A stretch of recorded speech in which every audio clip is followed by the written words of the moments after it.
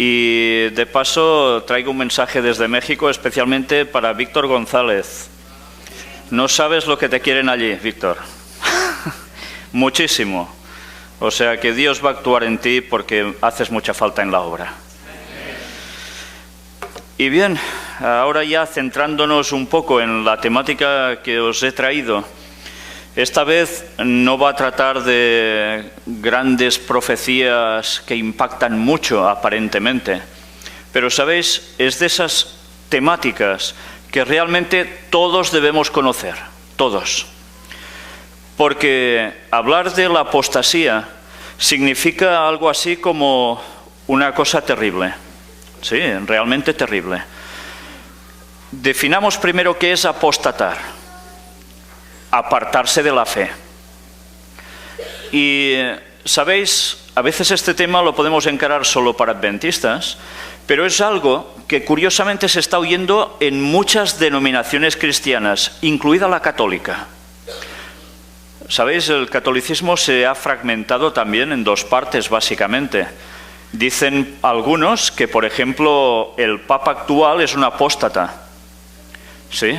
Y hay una gran corriente de católicos que es totalmente contraria a este Papa y le dicen anticristo. Hay otra facción que le están diciendo que anticristo y apóstata ya era también Ratzinger. Y hay otros que dicen que se remontan todos hasta el Concilio Vaticano II con Juan XXIII. A partir de allí, todos apóstatas, ya no son verdaderos papas. O sea que entre ellos también se habla de apostasía. Y os lo digo porque personalmente me escriben muchísimas personas que siguen las temáticas y cuando ven las temáticas precisamente relacionadas con el papado, son los primeros en expresarse contra lo que está aconteciendo en la Iglesia Católica actualmente. Pero claro, hay que aclararles algo. Apostasía, en verdad, no es solo cuestión de los últimos papas, ni del último tan solo. Apostasía en la Iglesia Católica es desde su mismo origen. Porque Biblia en la mano, historia en la mano, lo que hacen es apostasía. Pero muchos de ellos no lo saben. Entonces hace falta que les demos ese mensaje. Pero sabéis, también se habla de apostasía, y yo diría que prácticamente en todas las denominaciones protestantes. Hables con el que hables, te dicen que en su iglesia hay apostasía. A veces nosotros definimos apostasía como el que se va de la iglesia. No es solo el que se va de la iglesia. Se puede estar dentro de la iglesia y estar apostatando. Sí, porque a veces decimos, ya somos de tal denominación, ya somos salvos. Pues no, ni mucho menos. Apóstata es todo aquel que no está cumpliendo lo que requiere la palabra de Dios y que no tiene una comunión con Cristo, sino con otras cosas. Y a veces el fanatismo hace que la gente se cierre y no se plantea si están en apostasía o no. Ya sabéis que el fanatismo es lo peor que puede pasar, porque cuando entra el fanatismo no entra la razón. Entonces a pocas conclusiones puedes llegar. Pero sabéis, entre el mundo protestante hay muchos que también están diciendo que su propia denominación está en apostasía. Y no solo hablo de evangélicos de todas las ramas, sino también incluso de adventistas reformistas. Sabéis que hubo una escisión en los años de la Primera Guerra Mundial, donde nació la Iglesia Adventista Reformista. Por una serie de circunstancias no estaban a favor de la lucha de soldados adventistas y dijeron que ellos ya no querían saber nada con la denominación oficial. Y después ha habido más congregaciones que se han hecho a partir de entonces y cada vez hay más. Y a veces hay personas que piensan, no, es que la apostasía está solo en la iglesia adventista y separándonos ya está solucionado el tema. No, porque nosotros podemos estar en cualquier otro grupo que ha salido de la propia iglesia adventista y quizás también podemos seguir estando en apostasía. Entonces, desde este planteamiento estrictamente frío, pero real, es como deberemos tomar estas medidas y afrontar esta temática. ¿Sabéis? Cuando se habla que se está en apostasía en otras denominaciones, hay algo que a veces se olvida. Y ahora también hablo como de Iglesia Adventista. La apostasía se ha ido produciendo en todas estas religiones porque se dio un hecho hace ya bastantes años que normalmente se pasa por alto. Y es que los jesuitas se dedicaron a infiltrar todas las denominaciones protestantes. Y la primera de ellas fue la adventista. Ya sabéis que quien dijo eso, en sus declaraciones, un ex jesuita, precisamente Alberto Rivera, terminó siendo asesinado, envenenado después de varios intentos por sus propios ex compañeros. Entonces, no es de extrañar que la gente protestante que tenía unas ciertas creencias y veían que sus iglesias más o menos se mantenían firmes en eso, aunque quizás evidentemente para nosotros están equivocados en según qué doctrina, se han dado cuenta cómo las cosas están cambiando. Y curiosamente hay además un denominador común para todos, y es eso que vienen a ser esos grupos que se están haciendo tan famosos, tipo pentecostales. Bueno, prácticamente lo mismo que veis aquí: guitarras eléctricas, baterías, alabanzas a Dios, manos alzadas, saltando, gritando, bailando y haciendo movimientos extrañísimos. Esto se está extendiendo. Esto es apostasía. Y muchos de ellos se creen que es adoración a Dios. Bueno, pues deberemos decirles también a estos hermanos de cada, no solo nuestra denominación, sino que decimos, a veces se dice también hermanos cristianos de otras denominaciones. Bueno, no sabemos si son hermanos o no, eso lo sabremos cuando estemos en el cielo, si ellos también van. En principio, hermanos, estrictamente hermanos, son los que guardan los mandamientos, la fe de Jesús y creen en lo que hay que creer. Si no, hay hermanos y hay primos, diríamos, ¿eh? Entonces, eso no quiere decir que tengamos de tener una mala sintonía con ellos. Por nuestra parte, siempre hemos de estar a bien con todo el mundo. Pero ahora ya hemos de centrarnos exclusivamente, y creo que lo necesitamos mucho, y sabiendo de la infiltración que ha habido en todas estas denominaciones, incluida la adventista, hemos de centrarnos obligatoriamente en la Iglesia Adventista. Y sabéis, es un tema que, no sé, a algunos les hace quizás gracia el decir, es que la Iglesia está mal, pues voy a ir contra ella. Yo creo que el primer paso es ir contra ese pensamiento. Porque no se trata de ir contra, sino de denunciar lo que se hace mal para que, si puede ser, se cambie. Y si no se cambia a nivel general, que evidentemente ya sabemos que eso no va a suceder, que haya individuos que lo hagan, sean dirigentes o sean fieles laicos, feligreses. Y debemos encarar eso con amor, no con rabia, ni con odio, ni resentimientos. Eso no sirve de nada, porque entonces quien está apostatando seríamos nosotros, porque no tendríamos el carácter de Cristo. Una vez dicho esto, me gustaría volveros a remitir al texto de Isaías que hemos leído en un principio, porque vamos a ampliarlo un poco más. Isaías capítulo 30, versículos del 27 en adelante. Sabéis, a veces en la Biblia quedamos confundidos, porque vemos un subtítulo y decimos, mira, dice el juicio de Jehová sobre Asiria. No sé si en vuestras Biblias pone lo mismo. Normalmente sí, ¿eh? Y cuando vemos esto, al leerlo, automáticamente pensamos, nos habla estrictamente de Asiria. Por tanto, como nosotros no somos asirios y eso es historia pasada, ni nos va ni nos viene. O nos lo tomamos como algo, pues vamos a ver qué nos dice este texto, porque una vez más nos vamos a dar cuenta cómo hay profecías dentro de contextos incluso que parecen que nada tienen que ver. Vamos a leerlo bien. Por cierto, ¿hasta qué hora tengo para hablar? O sea, ya mañana no vais a trabajar, que aún seguiré, ya ves. Bueno, el texto nos dice, y por favor estad atentos mientras vais leyendo conmigo, ¿eh? He aquí que el nombre de Jehová viene de lejos, su rostro encendido y con llamas de fuego devorador, sus labios llenos de ira y su lengua como fuego que consume. Hasta aquí, si solo leo esto, ¿qué os viene a la cabeza? Un juicio de Dios, ¿no? ¿Que sí? ¿Un qué? Aparte de juicio de Dios. ¿Con qué lo relacionaríais? ¿Hay algo más? Detallando más aún. ¿Cómo?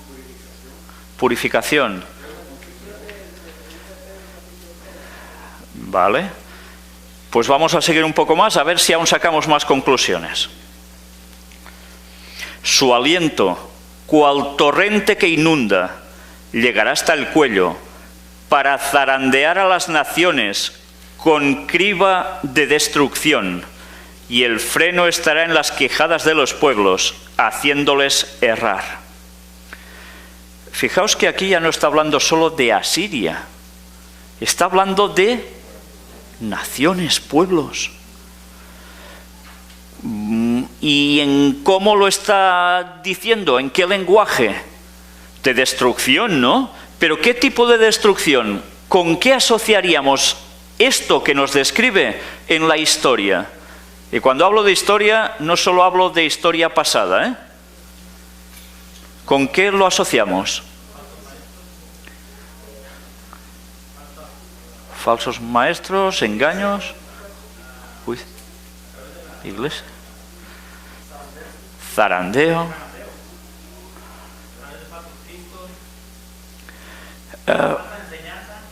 Me parece muy bien lo que estáis diciendo, ¿eh?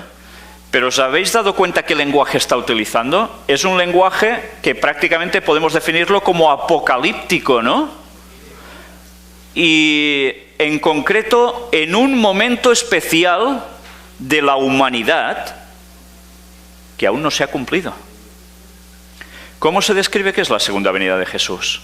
¿Viene a nacer en Belén y estaremos allí con una cunita? ¿Cómo se describe la segunda venida de Jesús? Fuego abrasador, todo destruido, todo arrasado, las naciones todas. Nos está hablando de la segunda venida de Jesús, ¿eh? Este es el lenguaje utilizado aquí. Haced comparativa con otros textos bíblicos en general y os daréis cuenta. Por tanto, en una profecía que parece que va solo para Siria, resulta que nos está hablando de la segunda venida de Jesús.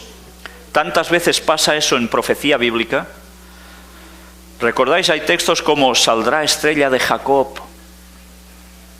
Y todo el mundo cuando leía eso, pues nosotros entendíamos, bueno, es una cosa figurativa. No, no, es que salió estrella de Jacob, eran ángeles que pasaron por Israel y anunciando el nacimiento de Jesús. Y veis el contexto y parece que no tenga nada que ver. Y estaba describiendo la primera venida de Jesús y los magos de Oriente, que no eran tontos y seguían las profecías bíblicas, se dieron cuenta y esperaban esa estrella en los cielos.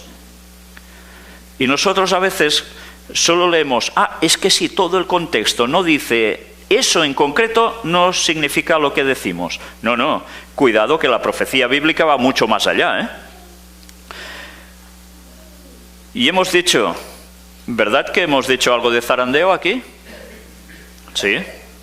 ¿Y qué sucede? ¿Qué dice que pasa? Un zarandeo a las naciones con criba de destrucción. Por tanto, hay un zarandeo en los momentos de la segunda venida de Jesús, momentos previos, evidentemente, porque cuando viene Cristo ya está todo más que zarandeado. ¿Y el zarandeo para qué sirve? Para separar, ¿no? Y la separación entre el pueblo de Dios y el que no es pueblo de Dios, ¿cuándo se produce? ¿Justo cuando Jesús viene o ya antes? Antes. Por tanto, ese zarandeo es previo, es anterior. Cuando cae la primera de las plagas, allí ya está todo dicho, ¿eh? Ya se sabe en el zarandeo, en esa criba, quién se queda y quién se baja. No hay otra. Pero mirad ahora qué va apareciendo aquí. Estamos ya situados, ¿no? Vosotros tendréis cántico como de noche, en que se celebra Pascua. y alegría de corazón, como el que va con flauta para venir al monte de Jehová, al fuerte de Israel. ¿Qué está describiendo aquí el texto?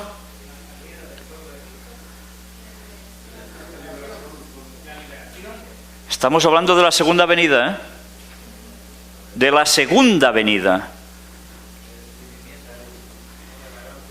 Que mientras hay la gran desgracia, el pueblo de Dios, ¿qué hace? Vosotros tendréis cántico como de noche. O sea, alegría, cantando felices, ¿por qué? De noche. Claro, cuando viene Jesús es a la medianoche. Y por si fuera poco, en que se celebra Pascua. Por tanto, ¿cuándo va a venir Jesús? En Pascua. ¿Os dais cuenta? No es ningún invento, es texto bíblico. ¿Y cuándo es Pascua? Primavera, entre marzo y abril. Quien os diga que Jesús viene en otra época del año, lo siento, pero está equivocado. La propia Biblia nos dice que Jesús viene a la medianoche y en Pascua. ¿Y por qué en Pascua? ¿Por qué le da la gana de venir al Señor en Pascua? ¿Os lo habéis planteado? Podía venir por carnavales, ¿no? En Pascua. ¿Por qué? ¿Cuándo murió Jesús? En Pascua. ¿Y cuántos años habían pasado cuando Cristo está colgando en la cruz en Pascua? Desde la entrada del pecado. 4.000. Y tienen que ser 6.000 años. Y viene Jesús. ¿Cuándo va a ser? En Pascua. 4.000 más 2.000. Ya calculáis cuándo muere Cristo, ¿no? Pues ya está todo dicho, ¿eh? Y a ver quién contradice esto. Pero por si fuera poco nos va añadiendo más cosas el texto. Y fijaos, pone el zarandeo antes de su venida. ¿Será que tiene que ver algo el zarandeo con el momento del retorno de Cristo?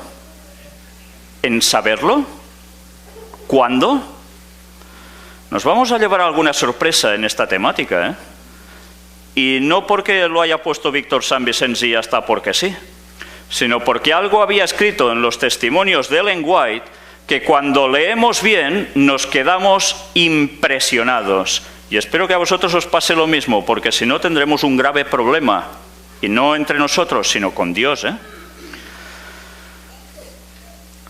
El texto sigue avanzando y nos dice: Jehová hará oír su potente voz y hará ver el descenso de su brazo, con furor de rostro y llama de fuego consumidor, con torbellino, tempestad y piedra de granizo. ¿Qué está describiendo aquí? Sino la segunda venida. Es evidente, ¿no? ¿Me estoy inventando algo hasta ahora o no? Si me invento algo me lo decís, ¿eh? Si en algún momento veis que en la temática digo algo que no es cierto, os permito tranquilamente, porque no suelo morder a nadie, que a la salida me lo digáis y comprobemos si las cosas son así o no. ¿De acuerdo? Las cosas frontalmente, bien dichas, se llega a conclusiones. Bien, esto es cuestión de cristianismo, ¿eh? Es una raíz. Y después, fijaos, que ya empieza a hablar, porque Asiria que hirió con vara, etcétera, etcétera. ¿Os dais cuenta cómo en una profecía que parece que solo va para Siria nos está hablando a los que estamos viviendo en el último tiempo? ¿A los que esperamos la segunda venida de Jesús?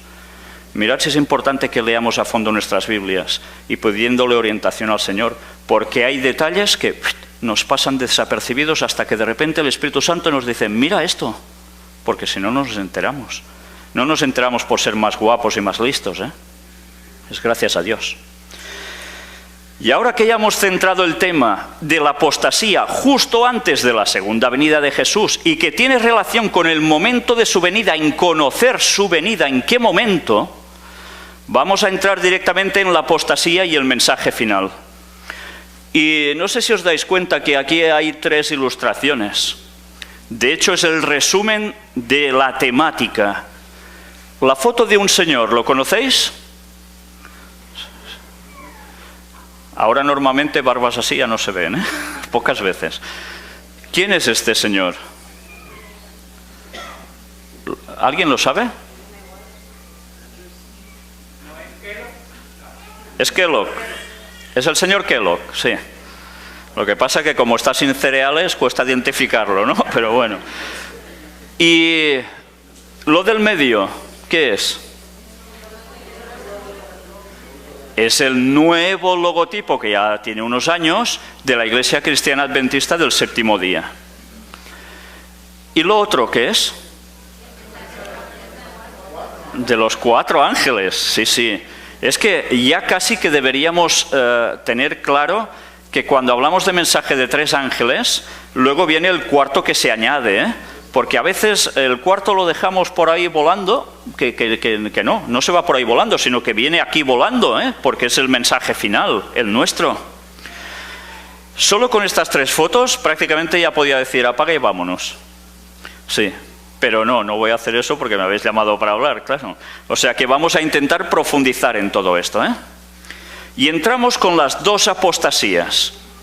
Hay 2 letras griegas que todos conocéis.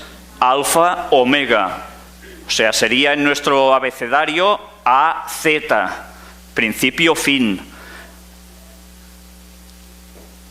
Y la señora de la foto la conocéis de sobras, ¿no?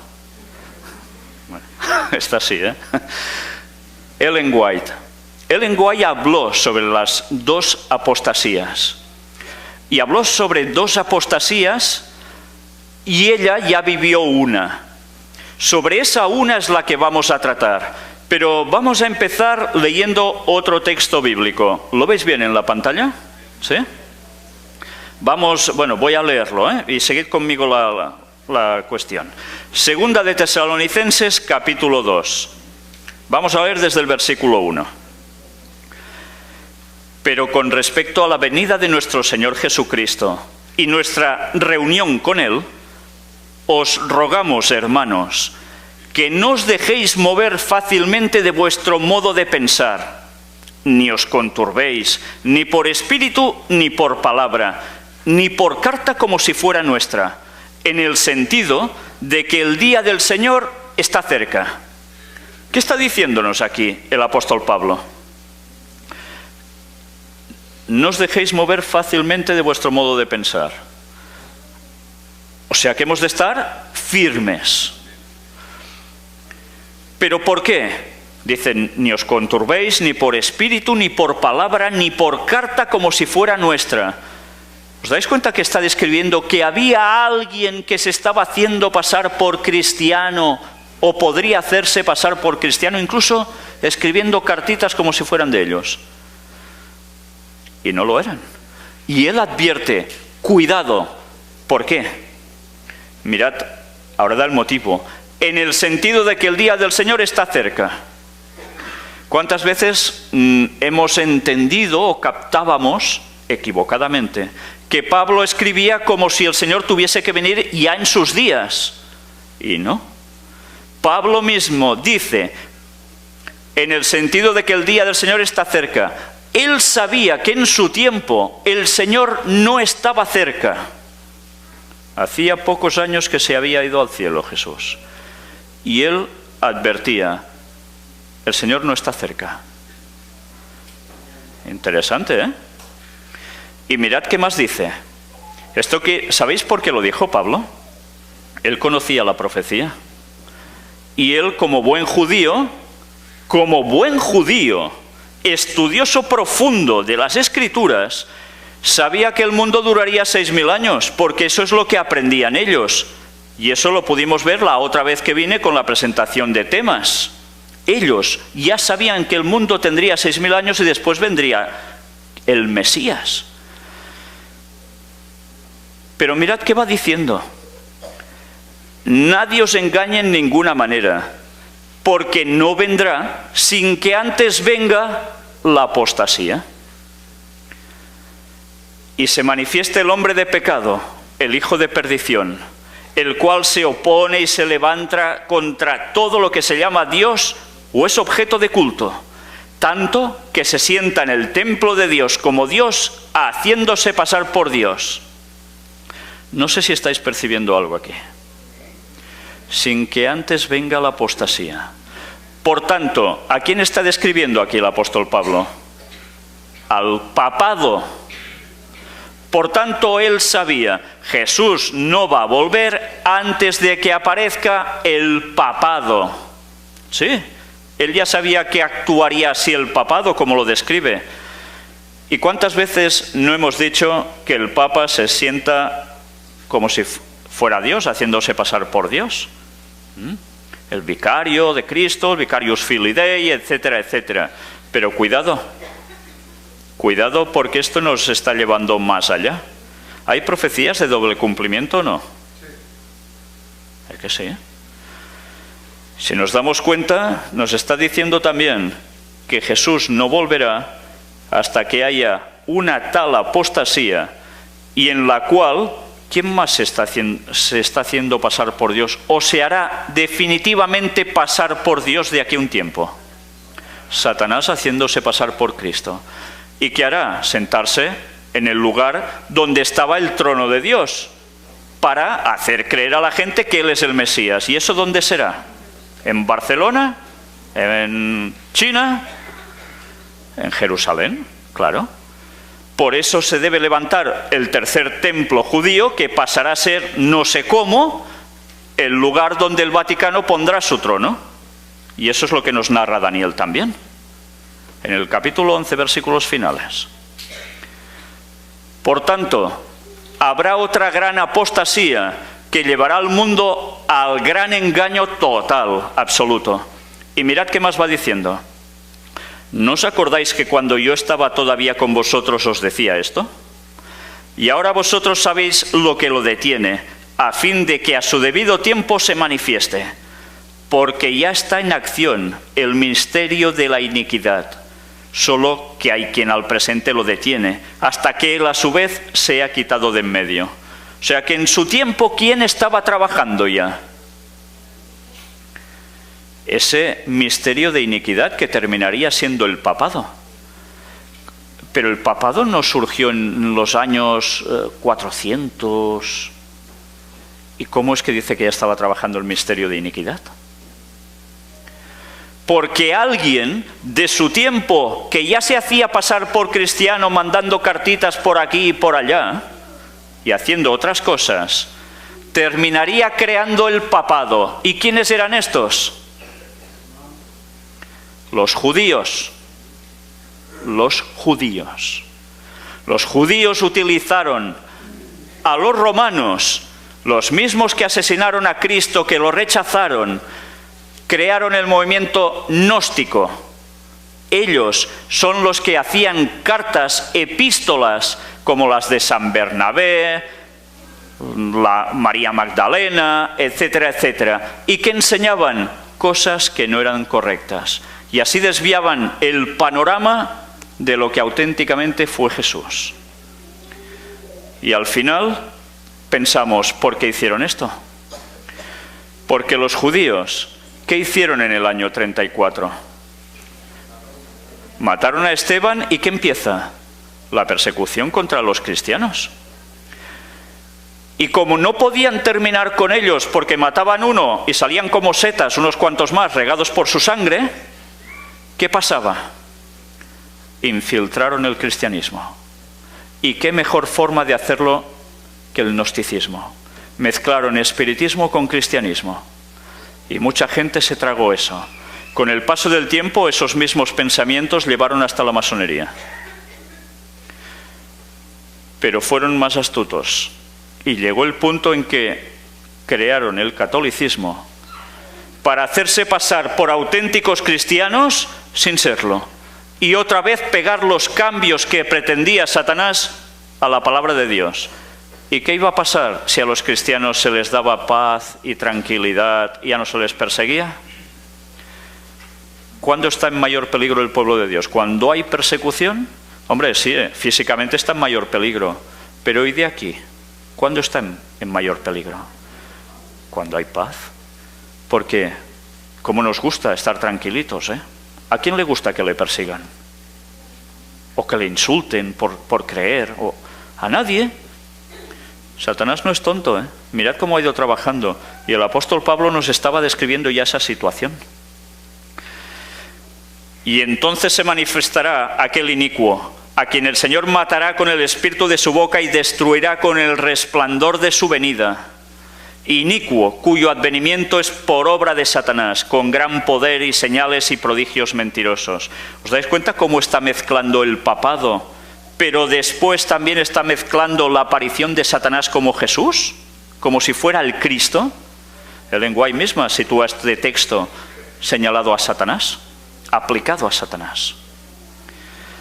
Y con todo engaño de iniquidad para los que se pierden, por cuanto no recibieron el amor de la verdad para ser salvos.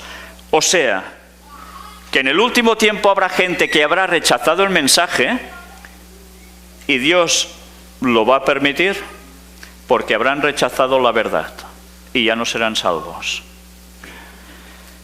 Por esto Dios les envía un poder engañoso para que crean la mentira, a fin de que sean condenados todos los que no creyeron a la verdad, sino que se complacieron en la injusticia. Por tanto, habíamos hablado de zarandeo, pero el zarandeo al final terminará repercutiendo en que unos querrán justicia y los otros la injusticia, mira, ya les irá bien, porque teóricamente irán haciendo años aquí en la tierra. Y no será así, claro. Pero nosotros debemos dar siempre gracias a Dios respecto a vosotros, hermanos amados por el Señor, de que Dios os haya escogido desde el principio para salvación, mediante la santificación por el Espíritu y la fe en la verdad, a lo cual os llamó mediante nuestro Evangelio, para alcanzar la gloria de nuestro Señor Jesucristo.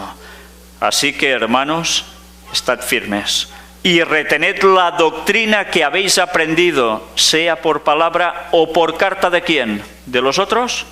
Nuestra.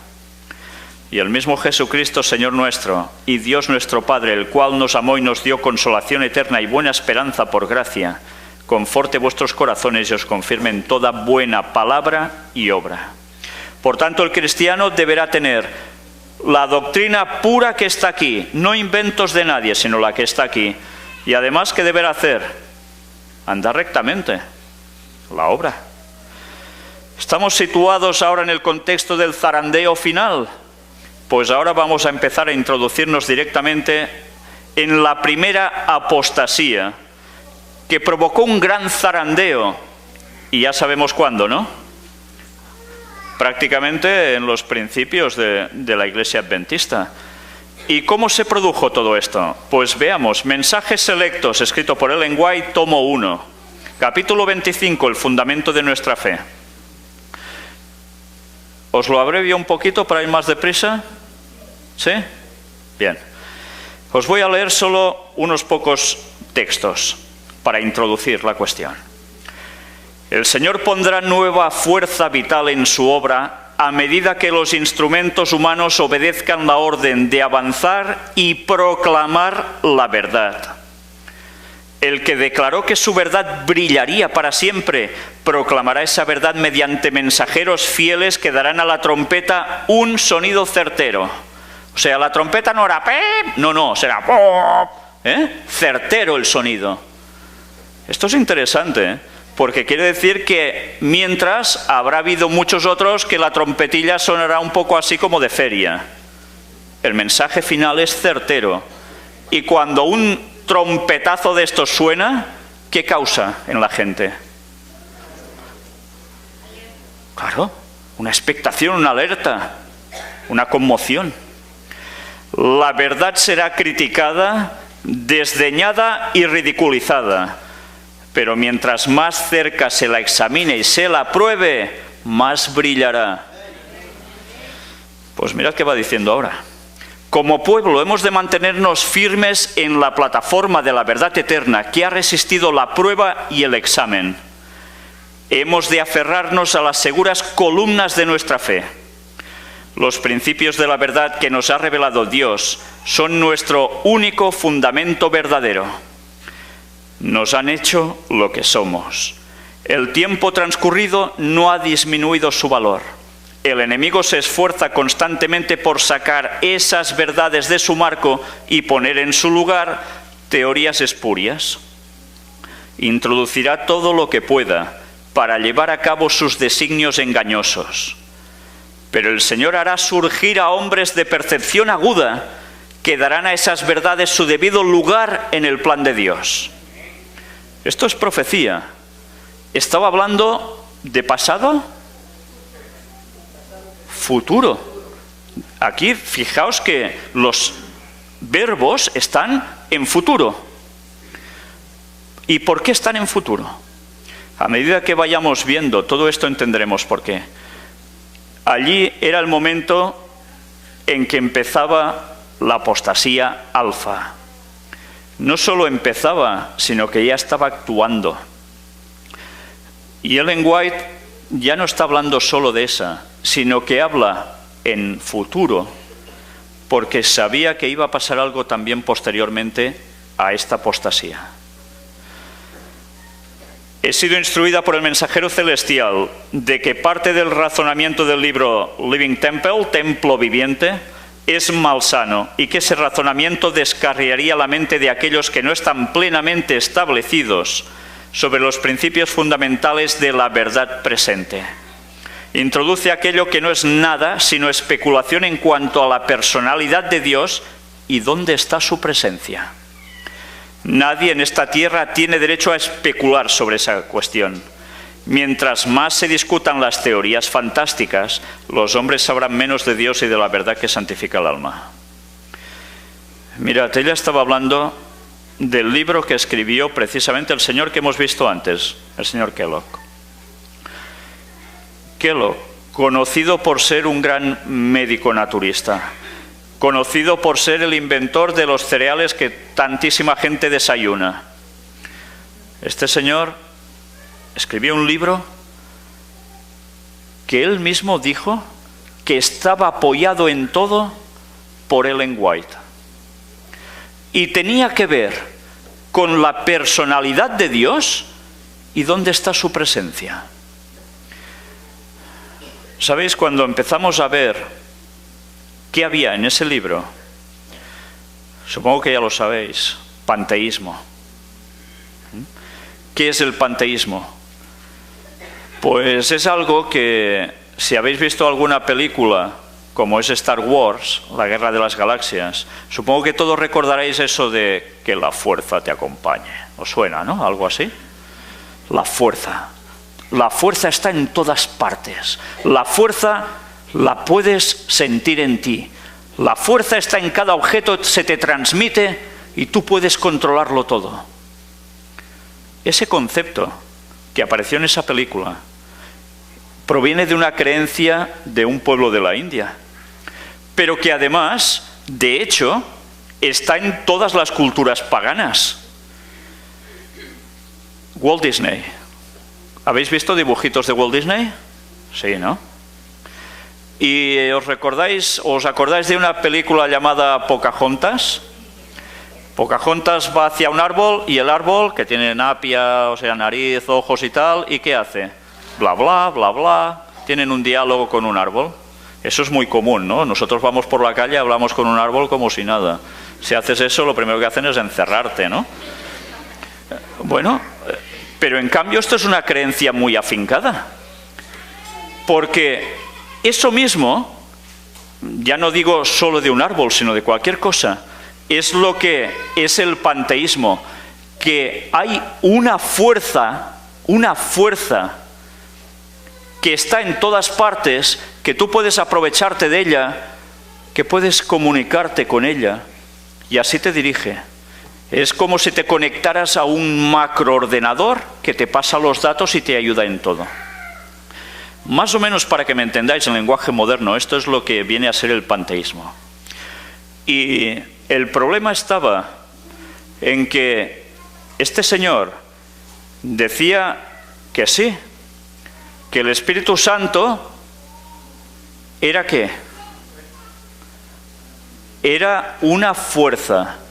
Pero también él no negaba, y luego lo podremos ver, que fuera una persona. Sí, este concepto a veces está equivocado. Pensamos que Kellogg no pensaba para nada que existía el Espíritu Santo como persona. Sí, pero de un modo distinto a la realidad. Nosotros, la Biblia, ¿Qué dice? Que el Espíritu Santo es Dios.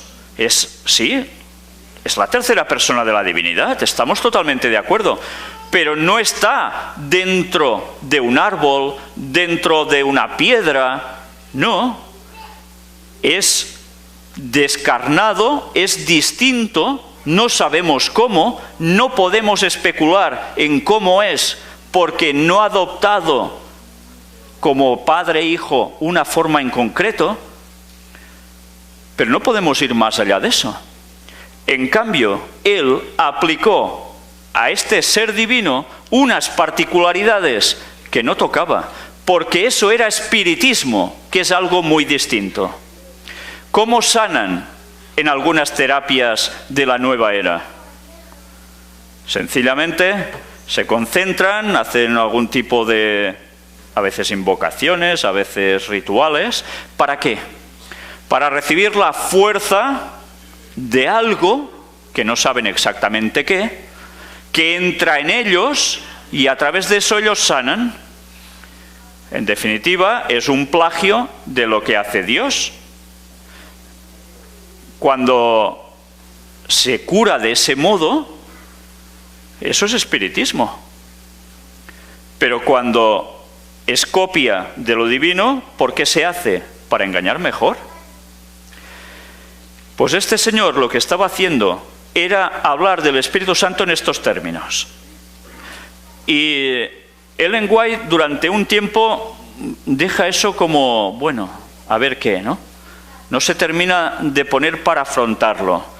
Pero entonces ella recibe un sueño. Y ese sueño tiene que ver con un barco.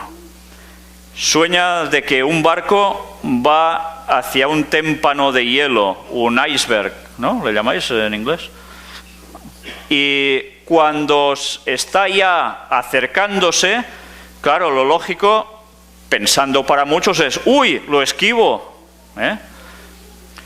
Pero ella oye una voz que dice, nada, dale, todo recto, a toda máquina contra él. Y ve en el sueño que el barco impacta contra el iceberg, se desmembra, caen trozos de hielo de ese grandioso témpano. El barco dice que se sacude todo de arriba abajo, pero no se hunde, no se rompe, sino que aguanta y sigue y sale triunfante. ¿Os suena un poco también a historia tipo Titanic, no? ¿Es que sí? Aunque en verdad la historia del Titanic es otra que los jesuitas no os van a contar nunca, de cómo lo hundieron, ¿eh? Pero bien, para que tengáis un concepto de qué es eso, ¿no? Y Ellen White entonces entiende algo. Dios le está diciendo que tiene que afrontar esa apostasía. Sabéis, entre Ellen White y Kellogg había una gran relación. Ella le sufragó gastos para que fuera a estudiar más medicina, etc. Era más joven que ella. Y lo tenía prácticamente como a uno más de su familia. Tenían un gran contacto. Y el señor Kellogg, después, por unas cosas que ya veremos, llega a escribir esto. ¿Y sabéis qué hace? Resulta que le da por querer que ese libro se imprimiera en las imprentas precisamente de la Iglesia Adventista, si no recuerdo mal, en Battle Creek mismo. Sí, ¿eh? Y en esos momentos, cuando todo está a punto para imprimirse, hay unas ciertas reticencias. Ellen White advierte que no, y resulta que se incendia la imprenta y se incendian y las planchas donde el libro tenía que aparecer, bueno, se fulmina. Pero él no se dio por aludido, el señor Kellogg, sino que siguió hasta que el libro se publicó. Y hubo mucha gente adventista que aceptó esta falsa doctrina. Entonces esta doctrina tenía que ver con el Espíritu Santo. ¿Sabéis? Hay algo que debemos tener presente. Ella, mientras está hablando de esto, resulta que también dice que eso a ella le afectó tanto, pero no tanto como lo que vendría después. ¿Y qué es lo que vendría después? Si hay una apostasía alfa, habría una apostasía omega. Aquí tenéis todo el relato, os lo voy pasando. Lo podéis leer en vuestras casas si tenéis el libro, si no, lo podréis tener aquí. Ya veis, le decía, hazle frente, y lo hizo. Y llegó un momento en que el hijo, precisamente, de la señora White, le dijo, mamá, tienes que leer al menos unas porciones de este libro para ver de qué se trata y afrontarlo. Y ella lo hizo. Cogieron, empezaron a leer algunas secciones, vieron de qué iba, y ella entonces le escribe directamente al señor Kellogg y le dice, esto no es así. Estás mezclando cosas ciertas con cosas que no son. Estás mezclando textos bíblicos mal interpretados, que parecen muy acertados, pero estás llevando al error. Y Kellogg dijo, es verdad, me arrepiento. ¿Sabéis qué hizo? Volvió a revisar el libro y rectificó una serie de cosas, pero seguía estando el veneno en ese libro. Y Ellen White se siguió oponiendo a que se echara adelante la impresión de ese libro en las imprentas adventistas. Pero él al final se salió con la suya por otros lados y lo hizo. Cuando esto pasó, la Iglesia fue realmente sacudida, zarandeada, como ese buque cuando impactó con el témpano de hielo. Sí, se perdieron personas porque aceptaron eso y se apartaron de la fe. Pero el barco siguió. La Iglesia aguantó. La auténtica Iglesia aguantó con las auténticas creencias. Pero el daño había sido muy grande. Tan grande que hubo numerosas bajas. Pero resulta que Ellen White escribe algo más. Aquí tenéis un resumen de lo que Ellen White dice que llegaría a pasar con la próxima apostasía. Aún no hemos terminado con la primera, pero quiero mostraros esto porque es lo que nos va a servir ya para tratar a partir de mañana y el otro. La proclamación del mensaje del tercer ángel sería detenida. ¿Cómo puede ser eso? Está hablando de la misma Iglesia adventista, ¿eh? ¿A la Iglesia adventista le interesaría frenar el mensaje del tercer ángel? Es raro, ¿no? Cuando conocemos el tema de la infiltración y de la gente que ya le va bien estar tranquilitos, aunque no sean infiltrados, y de esos hay muchos más que de infiltrados, esto acabará siendo una realidad. Es más, os digo, no acabará siendo una realidad, es ya una realidad. Y ya lo iremos demostrando. Se mostraría indiferencia a las señales de los tiempos. No importa lo que está pasando.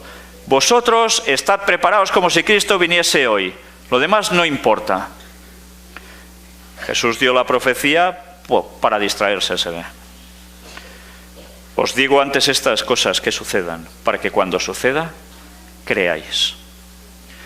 Y ahora la corriente es, déjate de lo que está pasando en el mundo. No importa. No importa. Sí, atentos a las señales. Si el Evangelio será predicado, ya está, y vendrá Cristo. Y cuando Él quiera, vendrá. Y algunos dicen, y puede venir mañana mismo. ¿Y vosotros os lo creéis eso? ¿Por qué no creéis que Jesús puede venir mañana mismo? Claro, faltan que se cumplan una serie de señales. Pero hay pastores, y os lo digo por experiencia, que dicen, ¡buah! Pero el Señor puede pasarse esas señales por alto y venir ya si quiere. Claro que podría hacer eso, para eso es Dios. Pero como Dios no es traidor y avisa a los profetas antes de las cosas sucedan para que no nos coja nada desprevenidos, resulta que esa profecía se da por amor a nosotros. Y nosotros la debemos conocer y la debemos dar a conocer a los demás para que se preparen cuando vean el cumplimiento de las cosas y digan, anda, pues es verdad. Entonces Dios existe, la Biblia es cierta Y lo que enseñan estas personas también. Por tanto, me preparo, porque todo apunta a que Jesús vuelve muy pronto. Pues las señales de los tiempos importan poco, dicen. Os estoy diciendo que he vivido las dos primeras experiencias desde ya hace unos cuantos años en la Iglesia Adventista. Esto no es ciencia ficción. ¿Sabéis? Algunos dicen, Elena White, que va a ser profetisa. Si solo se copió cosas de los demás y no sé qué, era una masona. Todos estos señores, ojalá llevaran años dentro de la Iglesia Adventista y ojalá hubieran leído sus escritos a fondo y hubiesen visto cómo lo que ella escribió hace más de 100 años largos, resulta que ahora algunos lo estamos viviendo en la propia piel. Se promovería un sistema de adoración que desvíe la mente de Dios con una música no santificada. Eso sucedió ya en sus momentos, también en la alfa, pero también lo será en la omega. Música no santificada. Lo que está de moda. Es que si a los jóvenes no les damos esto, se van. Y hemos de ser más modernos. Sí. Y resulta que los jóvenes, algunos aún se quedan en la iglesia, algunos, porque se lo pasan bien, se lo pasan pipa, y otros se van igual. Se van igual. Y los que se quedan, ¿y con qué contenido, con qué sustancia se quedan? Para hacer el mono, para distraerse, para nada más. Y eso lo estamos viviendo ya ahora. Se renunciaría a las doctrinas fundamentales de nuestra fe y se cambiaría nuestra religión. Ostras, qué fuerte, ¿eh? Se renunciaría a las doctrinas fundamentales de nuestra fe y se cambiaría nuestra religión. ¿Está pasando eso? Pues sí que se está cambiando algo doctrinal, sí. Porque de hecho ya rechazar las profecías finales significa eso, ¿no? Pero ¿sabéis que también se está atacando al santuario? Que cosas que teníamos tan claras sobre el santuario, cómo funcionaba, etcétera, etcétera, también le están dando matices y cambiando. Pues ya lo veréis en próximos días, en las presentaciones. Se establecería una nueva organización. ¿Una nueva organización? ¿Quiere decir que se rompe una y se crea una de nueva y ya está? Quiere decir que se transformaría, que cambiaría y que alguien cogería la organización de una forma nueva, con nuevos rumbos, con nuevos propósitos. ¿Está pasando eso? Se escribirían libros de una nueva orientación. Bueno, no sé si habéis leído algunos libros adventistas en los cuales empiezan a haber enfoques que te quedas perplejo. Yo creo que todos los que leéis un poco os habéis dado cuenta de ello. Quizás los que solo tenéis tiempo para trabajar y ver la tele o no sé qué, no os vais a dar cuenta. Pero si sois gente que busca tiempo para estudiar, eso lo sabréis, ¿verdad? Pues hay que estar atentos. Se introduciría un sistema de filosofía intelectual. ¿Está pasando eso? Mucha intelectualidad, Hay que ser muy docto en muchas cosas. Pero resulta que la verdad bíblica, eso ya, hay cosas que no. Supongo que, no sé a vosotros si os ha pasado. Yo he estado en lugares, en iglesias de allí, de Europa, donde teóricamente hay grandes intelectuales. Unos son filósofos, otros son gente de muchas carreras, con buenos trabajos, buenos sueldos. Y cuando estás en las clases de escuela sabática, entre ellos, de repente oyes que te dicen, el mito de Job. ¿Qué? Sí, el mito de Job. La historia esa de la creación que fue hecha para que entendieran los pobres de antes que eran cortitos. ¿Cómo? ¿Sí? Sí, sí. ¿Os sorprende eso? Pues así, montones de cosas. Todo es intelectual. Todo esto, la mitad son historias casi como de la Cenicienta, ¿entendéis? Que sirven para sacar algo de mensaje, algún concepto, pero que no es verdad, no es real. Bueno, es curioso, y esta gente sigue en las iglesias y no los echan, ¿eh? No sé qué caray pasa con eso, no lo entiendo. Se tratará de enterrar el sábado y exaltar el domingo. ¿Sucede eso? Ya sabéis que hay algunas iglesias donde ya está aconteciendo, ¿no?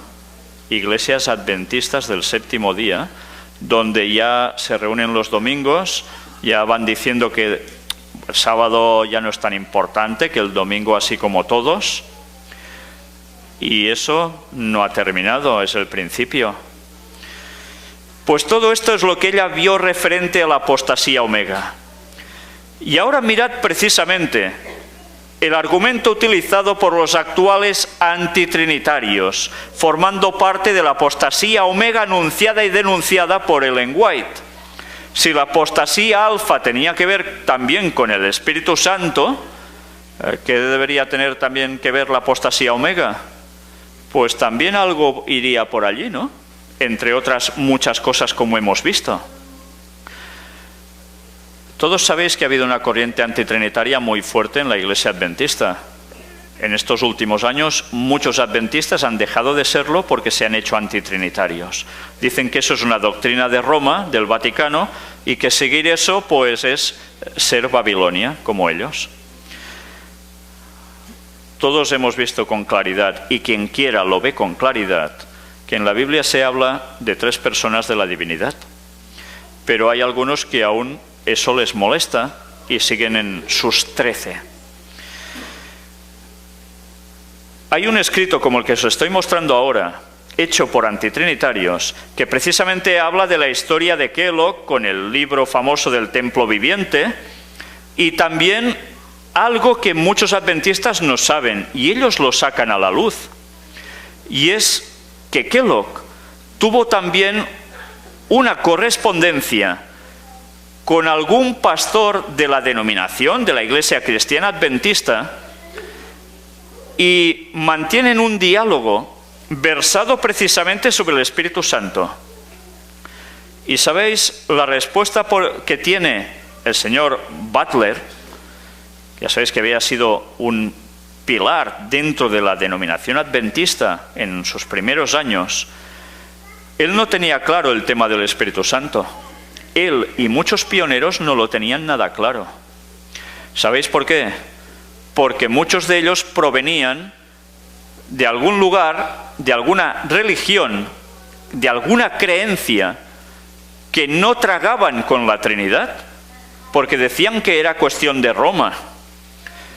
Pero lo que algunos de ellos ignoran, antitrinitarios actualmente, es que esto salió de alguna religión también muy concreta, de la ciencia cristiana, en la cual quien estaba detrás era una persona del mundo del espiritismo, y mezclaba el cristianismo con lo que no era, y divulgaba esos conceptos. La Trinidad, nada. Bueno, todo esto, si tenéis alguna duda y queréis saberlo, en el blog del Gran Engaño vais a encontrarlo. Hay 9 temas dedicados al Espíritu Santo, donde todo esto se explica, y vale la pena conocerlo para que tengáis argumentos y podáis decírselo a esta gente. Pero ya os digo, no penséis que van a cambiar radicalmente todos, ¿eh? Y os lo digo por experiencia, porque siguen R que R y que tiene que ser lo que ellos dicen sí o sí. Gracias a Dios ha habido ya bastantes personas que se han dado cuenta de que eso es un engaño, pero otros no se quieren dar cuenta. Ellen White tuvo que aclarar después, en varios escritos, cómo el Espíritu Santo es la tercera persona de la divinidad. Y sabéis, esta gente trinitaria dice algunos de ellos dicen que estos textos fueron añadidos después, que no los escribió Ellen White. Bueno, cuando hay los escritos originales se demuestra que eso es mentira. Ellen White escribió eso y le dio la aprobación. Por tanto, que no nos mientan. pero son cosas que nosotros debemos conocer, ¿eh? Sobre todo esto, llega un punto en que veremos que también utilizan algo. Mirad cómo ellos mismos recogen este escrito de Ellen White de 1904, un artículo llamado El fundamento de nuestra fe, precisamente, que está en Mensajes Selectos, y habla de algo que ya hemos visto un poco antes. Pero mirad qué nos dice. Como pueblo hemos de mantenernos firmes en la plataforma de la verdad eterna que ha resistido la prueba y el examen. Hemos de aferrarnos a las seguras columnas de nuestra fe. ¿Lo recordáis, no? Pues así va siguiendo, y hablan de Living Temple. Ellos utilizan ese escrito para decir que Ellen White misma ya apoyaba el antitrinitarismo. Y eso no es verdad. Pero mirad qué citas también llegan a recoger. Las teorías espiritualistas acerca de la personalidad de Dios, seguidas hasta sus conclusiones lógicas, destruyen todo el sistema cristiano. Y ellos toman esto para decir que el Espíritu Santo no es Dios. En verdad ella no estaba diciendo esto, sino que precisamente no creer en el Espíritu Santo como la tercera persona de la divinidad y teniendo un papel que no es la fuerza, sino que es persona como tal, destruye el sistema cristiano. Ellos lo cogen al revés. Mirad qué fácil es girar las cosas, ¿eh? Después también añaden otra cita de Ellen White que dice: no os engañéis, muchos se apartarán de la fe prestando atención a espíritus engañadores y a doctrinas de demonios. Tenemos ahora delante de nosotros el alfa de este peligro. La omega será de una naturaleza asombrosísima. ¿Os dais cuenta? Ya no voy a hablar ahora ya de ellos lo que dicen o dejan de decir, sino que Ellen White habló. Tenemos ahora delante de nosotros el alfa de este peligro. Es lo que estaban afrontando en esos momentos con el señor Kellogg. La omega será de una naturaleza asombrosísima, no asombrosilla, no, sísima, impresionante, que la alfa va a ser casi de risa a su lado. Y veremos si es verdad o no. Ya lo veremos. Pero ella tenía claro que la omega sería muchísimo peor.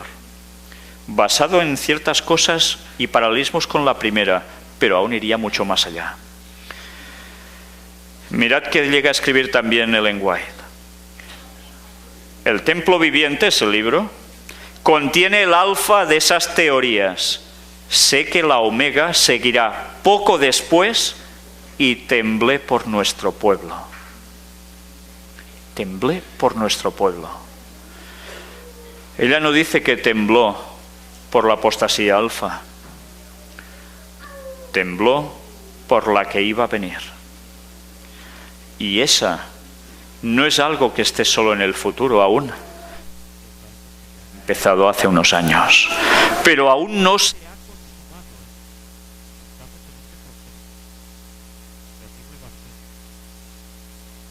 Relación de Kellogg con la masonería.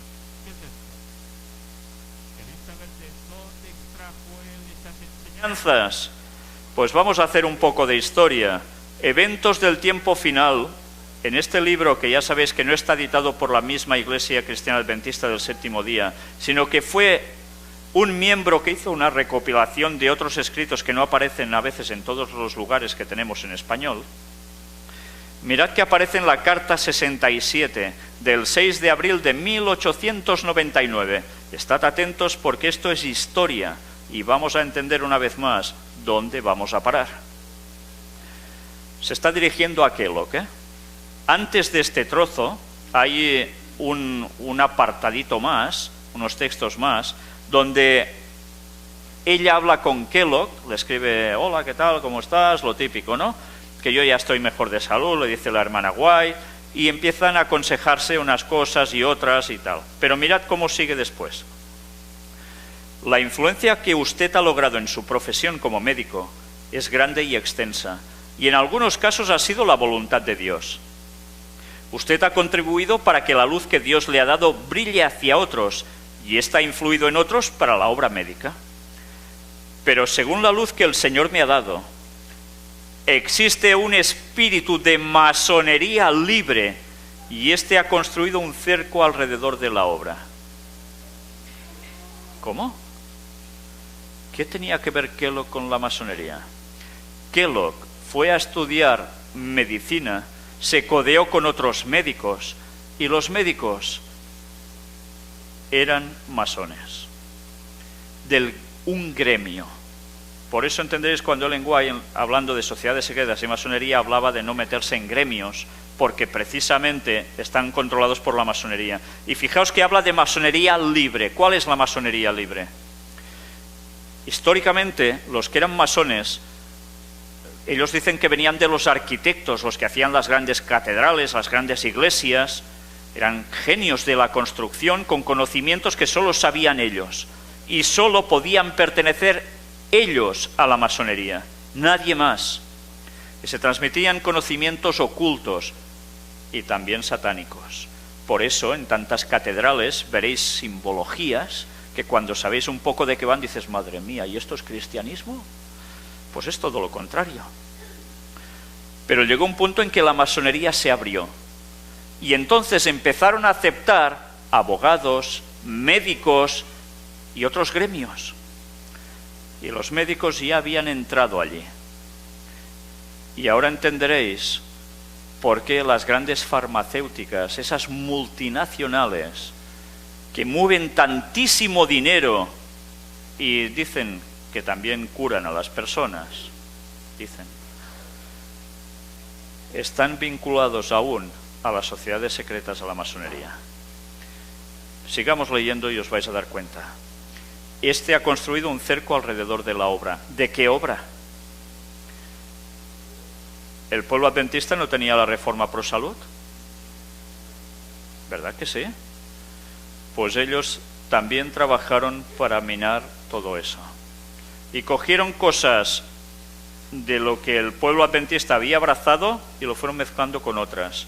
Y después ya todo fue derivando también a otras cuestiones como solo el medicamento, tal como lo conocemos prácticamente ahora. La antigua práctica tradicional ha sido exaltada como el único método verdadero para tratar la enfermedad, y este sentimiento se ha propagado considerablemente entre los médicos conectados con usted. En ciertos casos, han acudido a las drogas para quitar la fiebre, según creían ellos. En varios casos, este método interrumpió la fiebre y otras enfermedades, pero esto ha afectado al hombre entero. El Señor ha tenido el agrado de presentarme este asunto en forma clara. No es necesario que la fiebre se trate con drogas. La naturaleza tiene sus propios recursos para manejar mejor y con más éxito los casos más difíciles. Cuando habla de drogas también está hablando de medicamentos en general, ¿eh? No creáis que solo es toma un chute de marihuana y de no sé qué y de no sé cuál. No, no. El Señor bendecirá al médico que dependa de los métodos naturales, ayudando a cada función de la maquinaria humana para que actúe por sus propios medios la parte que el Señor ha establecido para que se restaure a sí misma y funcione correctamente. Doctor Kellogg, Dios lo ha favorecido con la fraternidad médica y Él desea que mantenga ese favor, que tenga un buen trato con ellos. ¿Por qué? Porque evidentemente les podría nutrir de la verdad, tanto del mensaje de la Reforma Pro Salud como del mensaje bíblico, del mensaje adventista. Pero en ningún caso debe usted, como lo hacen los otros médicos del mundo, exaltar la alopatía sobre toda otra práctica y llamar a todos los otros métodos curanderismo y error. Mirad, él se fue desviando hacia eso. Y mirad qué va diciendo ahora. Se han perdido vidas en su sanatorio porque les han administrado drogas y éstas no le han dado oportunidad a la naturaleza para hacer su obra de restauración. Por tanto, a través de medicamentos de esos, gente muriéndose dentro de la institución. Interesante, ¿eh? La medicación con drogas ha roto el poder de la maquinaria humana y los pacientes han muerto. Otros han llevado las drogas consigo, quitándole la eficacia a los remedios simples que dispone la naturaleza para restaurar el sistema. Los estudiantes en su institución no deben ser educados para considerar a las drogas como una necesidad. Deben ser educados para dejar de lado las drogas. ¿Dónde? En su institución. Ya sabéis que él enseñaba a otros. Y ella además le alentó a que enseñara a otros, pero con las cosas buenas, no con las malas. La fraternidad médica, representada ante mí como la masonería libre, con sus largos nombres ininteligibles que la gente vulgar no puede entender, llamaría charlatanería la receta médica del Señor para Ezequías. Y así va hablando de todo esto. ¿Os dais cuenta con quién se vinculó él? Con la masonería. Y a partir de allí, ¿qué hace? Coger esos conceptos que tiene la propia masonería y pasarla al cristianismo y hacer del Espíritu Santo una fuerza. Mirad cómo las creencias de la masonería se infiltraron en cristianismo antes de la Iglesia Adventista. Pioneros, sin querer, sin saberlo, cayeron en ese engaño y posteriormente vuelve a hacer lo mismo. Satanás no va a parar nunca. Y Satanás sabía que haciendo esto iba a destrozar no solo vidas y salud de personas, sino que iba a destrozar cristianos, porque iban a errar y pasarse al otro bando. Y ya terminando, este es el cuadro, o uno de los cuadros, que el señor Kellogg, que además era artista, le regaló a la hermana White. No sé si apreciáis algo aquí. Se ve de lejos, ¿eh? Hasta yo sin gafas casi lo veo. Pues, si os dais cuenta, este cuadro contiene grandísimas verdades. Si miráis a la izquierda de la imagen, aquí quizás no sé si lo veréis muy nítido.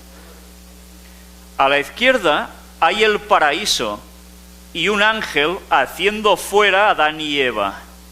O sea, parte desde la entrada del pecado. Después aparece Caín y Abel muerto en el suelo, con un altar al lado.